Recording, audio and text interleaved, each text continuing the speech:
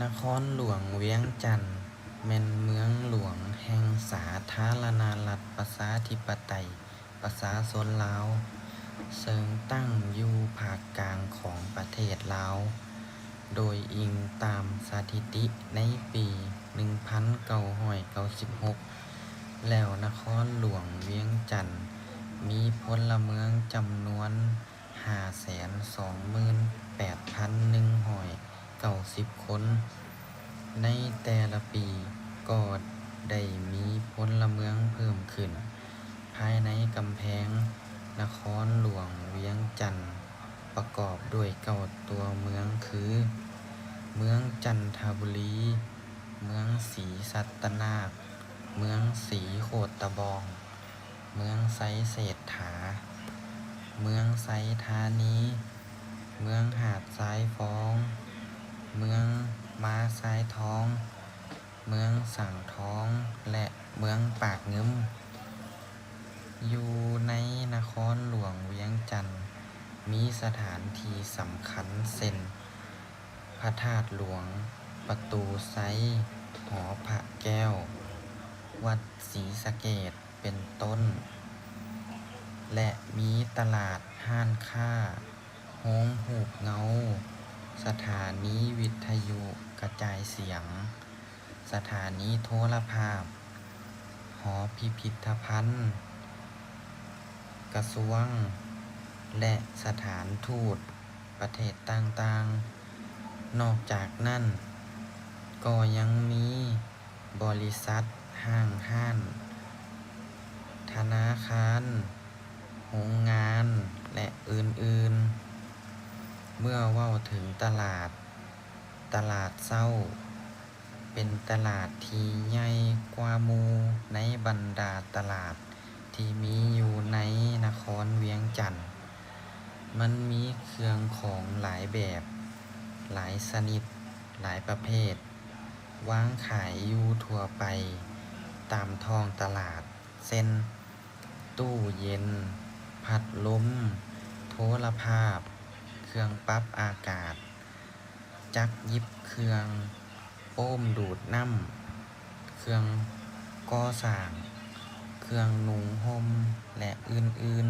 ๆ พิเศษ มันยังมีร้านสรรพสินค้า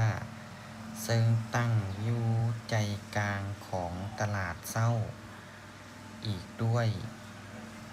อยู่ในร้านแห่งนี้มีสินค้าหลายชนิด โดยได้วางไว้อย่างเป็นระเบียบเรียบร้อยดี ทั้งผู้ขายก็มีใบหน้าที่ยิ้มแย้มแจ่มใส คอยต้อนรับและรับบริการลูกค้าด้วยความเป็นกันเอง ฉะนั้น เมื่อเวลาเราย่างเลาะเข้าไปซื้อเครื่อง ก็จะเห็นสินค้าแต่ละประเภทวางเป็นหมวด เช่น เครื่องไฟฟ้า เครื่อง เครื่องสำอาง เครื่องนุ่งห่ม เครื่องใช้เรือนครัว เครื่องใช้สอย เครื่องดื่ม เครื่องปรุง และอื่นๆ อีกหลายอย่าง เมื่อเว้าถึงการสัญจรไปมาภายในนครหลวงเวียงจันทน์ก็มีความสะดวกดี เพราะว่ามียานพาหนะรับใช้บริการอยู่ทุกเวลา เช่น รถเมล์ รถแท็กซี่ รถสามล้อ รถตุ๊กๆ รถจัมโบ้ นอกจากรถโดยสารแล้วก็ยังมีรถส่วนตัวแล่นไปมาตามถนนหนทางต่างๆ อย่างบ่ขาดสาย อันพิเศษนั้นแม่นต่อสภาพรถติดยังบ่ทันมีหลายเทื่อ สาม ามารถสัญจรไปมาได้อย่างสะดวกและทันเวลาดีสมควร ดังนั้นจึงสมแล้วว่า